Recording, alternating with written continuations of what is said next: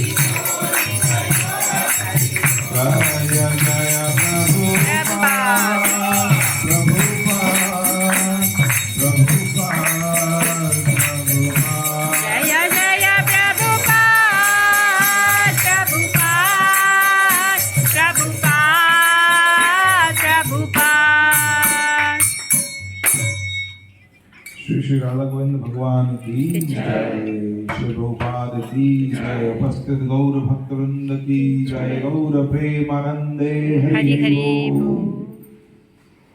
हरे कृष्णा। ओम नमो भगवते वासुदेवाय।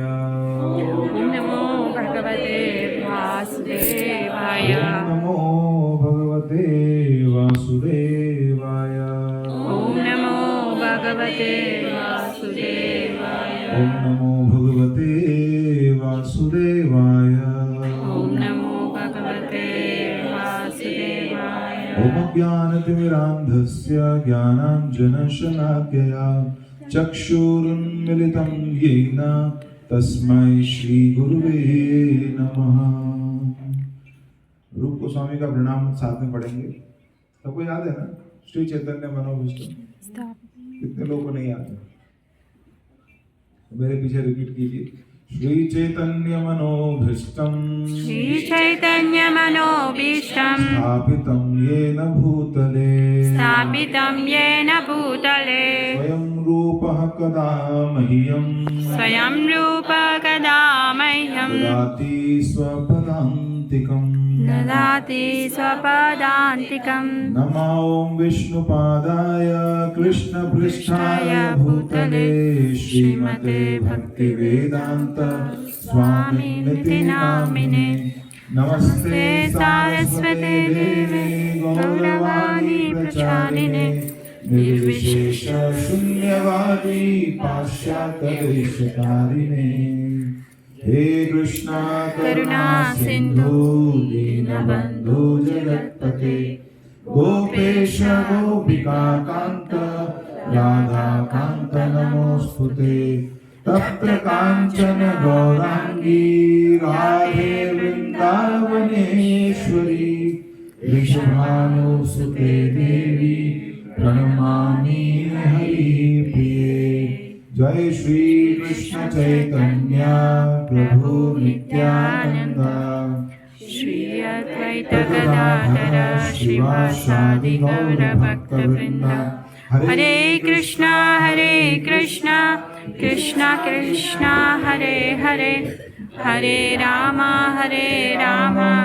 राम राम हरे हरे मुखं करोति वाचालं पङ्गुं लङ्घयते गिरिं यत्कृपातमहं वन्दे श्रीगुरुं दीनतारिणं परमानन्दमाधवं श्रीचैतन्येश्वरम्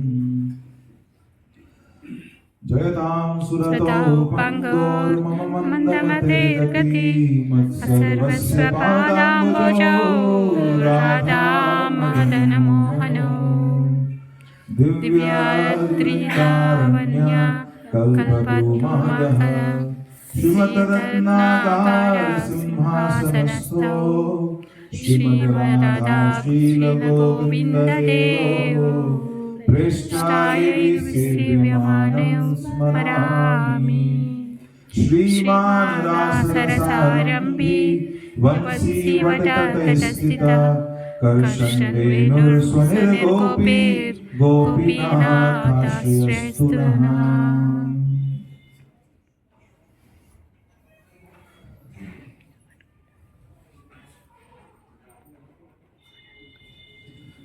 तो आप सभी लोग अभी ऐसे स्थान पर है जिसको जाना जाता है गुप्त वृंदावन के नाम से। ये जगह प्रसिद्ध है गुप्त वृंदावन, क्योंकि भगवान यहाँ पर गुप्त रूप से आए, सीक्रेटली भगवान यहाँ पर आए, तो जिसका नाम क्या है कॉन्फिडेंशियल वृंदावन या गुप्त वृंदावन। तो ये जो स्थान है वृंदावन या जो गुप्त वृंदावन जयपुर, ये जयपुर इसलिए विशेष है, ये एक शहर नहीं है, ये पूरा शहरी मंदिर है। इसको छोटी काशी भी लोग कहते हैं। इस जयपुर का नाम छोटी काशी के रूप में प्रसिद्ध है, क्योंकि बहुत सारे शिव जी के मंदिर भी हैं चारों तरफ, और गुप्त वृंदावन के रूप में फेमस है, दोनों रूपों में फेमस है। और ये शहर बना है किसके लिए? गोविंद देव जी के लिए। ये जो आप शहर देख रहे हैं जयपुर का, यही पुराना एरिया है जयपुर का। बाद में आगे जयपुर एक्सटेंड हुआ सिटी, पर यही पुराना एरिया है जयपुर का। इसके अंदर गलियां बिल्कुल वृंदावन की तरह मिलेंगी आपको, छोटी छोटी गलियां आगे जाके मिलेंगी। ये बनाया किसने गया है? गोविंद देव जी को जब यहाँ स्थापना किया गया तो उन्होंने बोला जब गोविंद देव जी यहाँ रहेंगे तो हम सब भी यहीं पर रहेंगे, और ये पूरा शहर स्थापित किया गोविंद देव। आज भी तो संपत्ति है चारों तरफ, ये संपत्ति गोविंद देव जी के नाम है। तो ये पूरा जो चार दीवारें बनाई गई यहाँ पर, चार बड़े बड़े गेट्स हैं, उनके अंदर कन्फाइंड ये प्लेस है। इसी को पहले जयपुर कहते थे, उसके बाद जयपुर बाहर एक्सटेंड हुआ। तो जयपुर बनाया गया किसके लिए? गोविंद देव जी के लिए। अभी आप लोग जाएंगे कनक वृंदावन, इतनी सुंदर जगह है वो। कनक मतलब स्वर्ण, वृंदावन मतलब वृंदावन, सोने का वृंदावन। इतना अद्भुत बनाया है, आप देखेंगे कितना प्रेम करते थे राजा विग्रहों से। छोटे छोटे विग्रहों के लिए अद्भुत अद्भुत मंदिर निर्माण किए गए, बड़े बड़े मंदिर, पैलेस बिल्डिंग्स निर्माण की गई उनके। गोविंद देव जी का मंदिर देखिए आप वृंदावन में जाकर देखते, और इनके ऐसा नहीं एक ही मंदिर था, एक मंदिर वृंदावन में पहले से हैं सबके। आप लोगों ने वृंदावन में गोविंद देव जी का टेम्पल नहीं देखा था, गोपीनाथ जी का भी देख नहीं पाए थे। दोनों बहुत बड़े हैं, जितना आप इमेजिन कर सकते हो उससे ही बड़े हैं दोनों मंदिर। और यहाँ आने के बाद भी जब उनको शिफ्ट किया गया टेम्पररी इधर, अब तो परमानेंट हो गए, यहाँ भी बड़े बड़े महल बनाए गए। अब सोचिए राजा कितना प्रेम करते थे भगवान से। हमारे भारत में तो रीति है, भगवान जब घर पे आते थे उनको सबसे छोटे से कॉर्नर में ला करके रख देते थे। जो कोना किसी काम नहीं आ रहा हो, जिसके लिए है भगवान के लिए, आप यहीं बैठे रहो। और हम बोलते क्या है, तन मन धन सब कुछ है तेरा, तेरा तुझको अर्पण क्या लागे मेरा, ऐसे करके प्रार्थनाएं गाते हैं। और भगवान को कहाँ बिठाते हैं, छोटे से एरिया में। और जब कपड़े भी खरीदने जाते हैं भगवान के लिए, तो कौन से कपड़े खरीदते हैं, छोटे, जो सबसे सस्ता कपड़ा मिलता है। और गलती से महंगा देता है तो आप बोलते हैं आपको पता नहीं क्या, कोई और सस्ता कपड़ा जो होता है वो दीजिए भगवान के लिए। तो वो बोलता है और कितना सस्ता हो, तो बोलता है अरे भगवान वाले कपड़े। तो दुकानदार भी समझ जाता है, तो सबसे चीपेस्ट क्वालिटी का क्लोथ निकाल के आपको देता है, ये लो, तो उसको जाके बिछाते हैं। और ये जयपुर ऐसा शहर नहीं, जयपुर शहर में भगवान की सेवा सबसे ज़्यादा अच्छे तरीके से भगवान की सेवा की जाती है। राजा सेवा करते हैं, क्योंकि राजा सेवा करते हैं इसलिए पूरा शहर सेवा कर रहा है। और बड़े प्रेम से, बड़े भाव से उनकी सेवा होती है, बहुत आनंद से सेवा होती है। बड़े बड़े उत्सव मनाए जाते हैं गोविंद देव जी में। आप लोग मंगल आरती गए थे सुबह गोविंद देव जी का, आपने देखा होगा लोग अपने आप आते हैं, भाग भाग अपने आप, कोई बुलाता नहीं, कोई फॉलोअप नहीं करता उनको, कोई वीकली प्रोग्राम्स उनके लिए ऑर्गेनाइज नहीं कराता, बोल बोल के प्लीज आप आइए, आज तो आपको आना पड़ेगा, आज तो ये है वो है, कुछ नहीं। जयपुर के लोग अपने आप आकर्षित होकर गोविंद देव जी से सुबह सुबह ठंडी में भी आते हैं, एकादशी में भी आते हैं, डेली आते हैं बहुत सारे लोग। तो ऐसे भगवान का आकर्षण है, जहाँ कृष्ण रहते हैं, कृष्ण मतलब सर्व आकर्षति इति कृष्ण। तो अब थोड़ा गोविंद देव जी के हिस्ट्री के बारे में हम लोग चर्चा करते हैं। गोविंद देव जी विग्रह प्रकट कहाँ हुए थे, वृंदावन में। और इनका बहुत भव्य मंदिर है वृंदावन में। कितने स्टोरी का बिल्डिंग है वो, अगर आज के हिसाब से देखा जाए तो 14-15 स्टोरीज ऊपर है। उस समय के हिसाब से 7 स्टोरीज थे, मतलब उस समय एक जो माला था बिल्डिंग का, एक फ्लोर था, वो बहुत ऊंचे बनते थे, तो उसके 7 फ्लोर बिल्डिंग था, बहुत ऊंचा बिल्डिंग है। और उसके ऊपर एक घी का लैंप जलता था, और वो लैंप औरंगजेब को आगरा में जो था, आगरा में जो लाल किला है, एक लाल किला आगरा में भी है, वहां से उसको दिखता था। उसने बोला ये कौन सा लैंप जलता है इतना ऊंचा, तो उन्होंने बताया ये गोविंद देव जी टेम्पल है, ये वृंदावन के राजा हैं। उसको गुस्सा आया, पूरे भारत का राजा तो मैं हूँ, ये वृंदावन के राजा कैसे रह सकते हैं। उसने सेना को भेज दिया, और सेना ने बैठ करके ऊपर के 4 माले तोड़ दिए उसके। पर आज भी वो मंदिर इतना ऊंचा है, आप जाके देखिए, बहुत ही, और अंदर से तो बहुत ही सुंदर मंदिर है गोविंद देव जी का मंदिर जो वृंदावन में है। और उसके ऊपर के 4 माले तोड़ दिए गए, फिर भी 3 माले बचे हुए हैं, वो भी बहुत ऊपर है। कितने लोगों ने देखा हुआ है वो टेम्पल गोविंद देव जी वाला, कुछ लोगों ने आपने देखा हुआ है, बहुत ऊपर है वो, और अंदर से बहुत सुंदर है। उसमें रूप गोस्वामी ने पर्सनली कार्विंग करवाया था हर एक चीज का, यहाँ पर ये बनाओ, यहाँ पर ये बनाओ, इधर ये बनाओ। तो पर्सनली रूप गोस्वामी इंगेज थे टेम्पल कंस्ट्रक्शन की डिटेल्स देने में, क्या बनाना है। और कई सारे मंत्र लिखे गए हैं पत्थर के ऊपर, वो आज भी आप जाएंगे तो आपको दिख जाएंगे, वो रूप गोस्वामी ने लिखवाए हैं वहाँ पर। और किन का पिकॉक बनाना है, पैरट बनाने हैं, तुलसी जी का वृक्ष बनाना है, ये सब डिटेल्स वहाँ पर रूप गोस्वामी ने खुद बैठ कर बनवाया था उस टेम्पल को। तो ये विग्रह उसी टेम्पल के जस्ट पीछे एक टीला है बड़ा।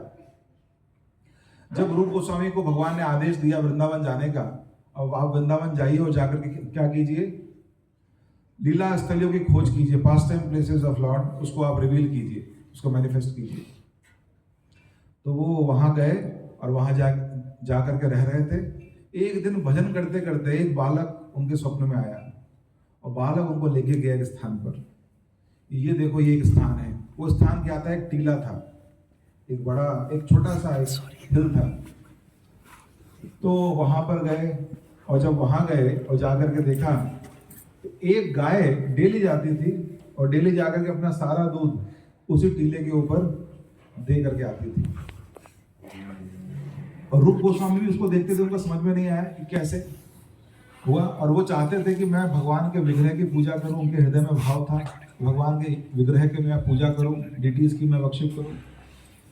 तो भगवान बाल के रूप में, एक बालक के रूप में उनके हाथ को पकड़ के लेके गए और वहाँ लेके जाके उनको रखा। बोले यहाँ पर ये गाय डेली आती है। रूप गोस्वामी बोलते हैं हाँ मैं भी देखता हूँ डेली आती है, यहाँ पर आके सारा दूध देती है, इसके अंदर जरूर कुछ है। और जब ऐसा रूप गोस्वामी को कहा तो रूप गोस्वामी गए और जब उसको थोड़ा सा उस स्थान को खोदा गया तो उसमें से कौन से विग्रह प्रकट हुए? राधा गोविंद देव जी विग्रह प्रकट हुए। तो विग्रह प्रकट हुए और उनके लिए बहुत सुंदर मंदिर बनाया गया। पर औरंगजेब ने जब मंदिर नष्ट किया तो विग्रह यहाँ पर आ गए जयपुर के अंदर। तो ये वही सेम विग्रह है जो कहाँ से प्रकट हुए थे? भगवान ने बोला मैं वृंदावन का राजा हूँ और मैं कहाँ पर हूँ? नीचे हूँ। मैं तुम्हारी प्रतीक्षा कर रहा था रूप गोस्वामी, मैं तुम्हारा वेट कर रहा था कब तुम आओगे और तुम मेरी पूजा करोगे। हम सब लोग भगवान की पूजा करना चाहते हैं। आपने देखा कितने लोग आए थे पूजा करने के लिए, हमारी तो गिनती नहीं है उसमें से। कई कई मंदिर ऐसे हैं जहाँ पर आप आज राजभोग लगाइए, राजभोग आज आप ऑफर कीजिए भगवान को तो लगेगा 50 साल के बाद, वेटिंग लिस्ट है 50 साल तक, आप लगा नहीं सकते। कई टेम्पल ऐसे हैं। तो भगवान की सेवा के लिए तो करोड़ों लोग हैं, पर सबसे भाग्यशाली वो हैं जिनकी सेवा की वेट कौन कर रहे हैं? भगवान कर रहे हैं। भगवान रूप गोस्वामी की सेवा का वेट कर रहे थे, कब आप आओगे मेरी सेवा करोगे, अब मुझे यहाँ से बाहर निकालो।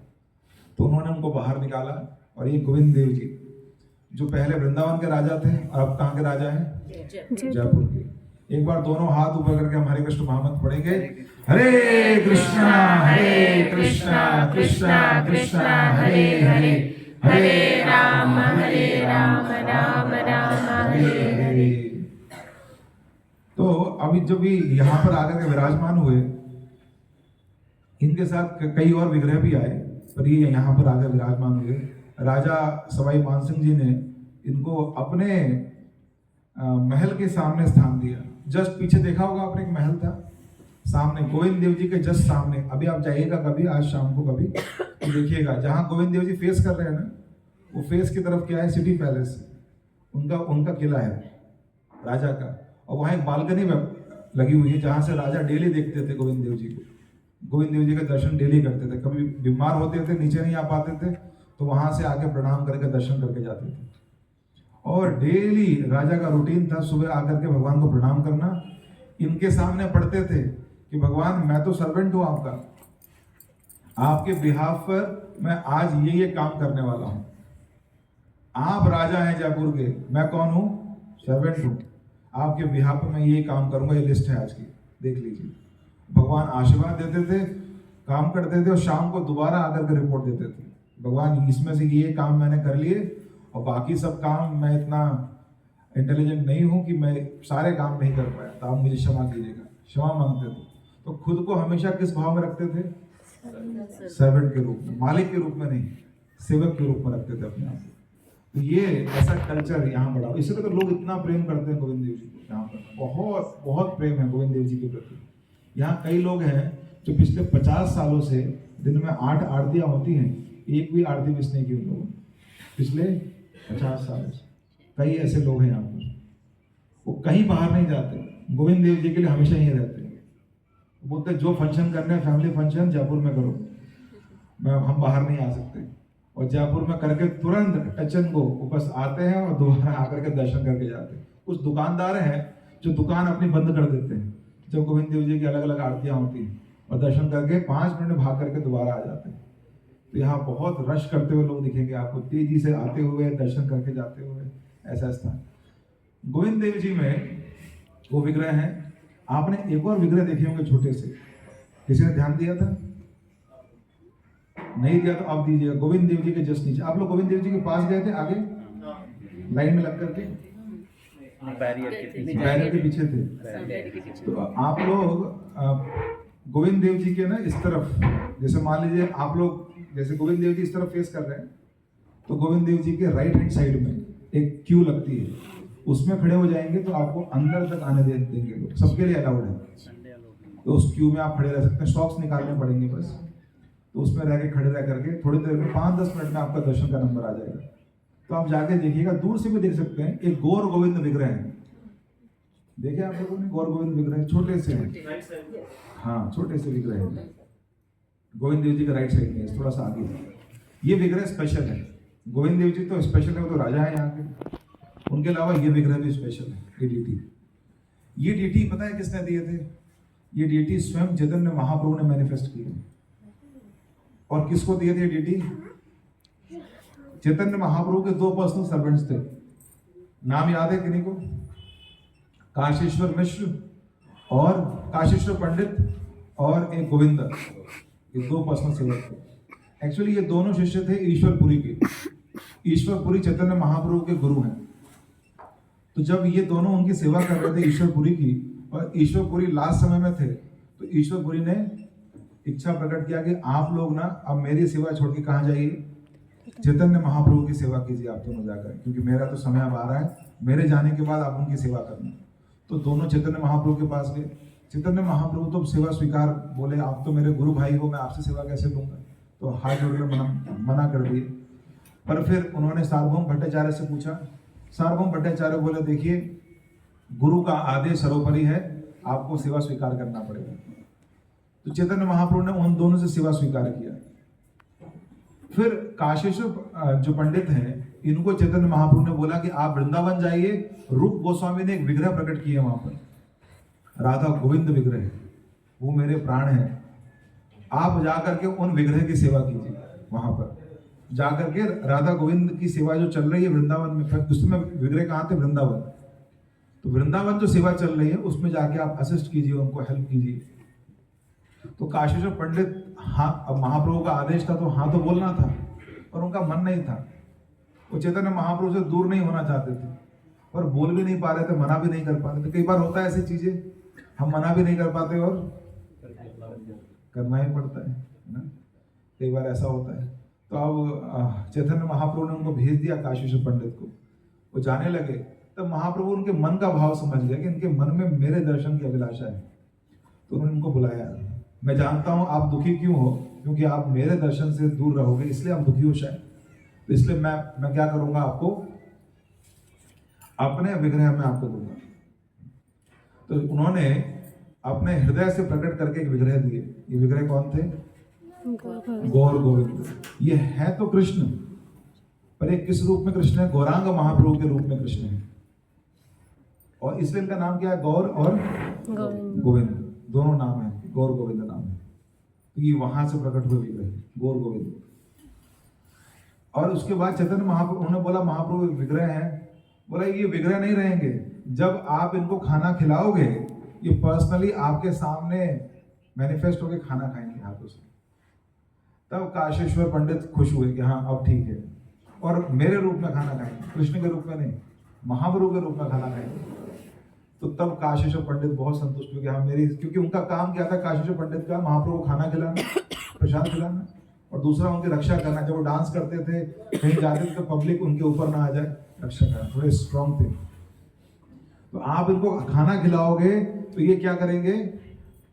खाना खाएंगे आपके सामने बैठ करके। तो वो विग्रह हैं जो वहां पर रखे हुए हैं। तो एक जो आपने मंदिर दर्शन किया, गोविंद देव जी का मंदिर, ये हमारे अभिदय विग्रह हैं। अभिदय मतलब भगवान, हमारा लक्ष्य क्या है? भगवान की प्राप्ति।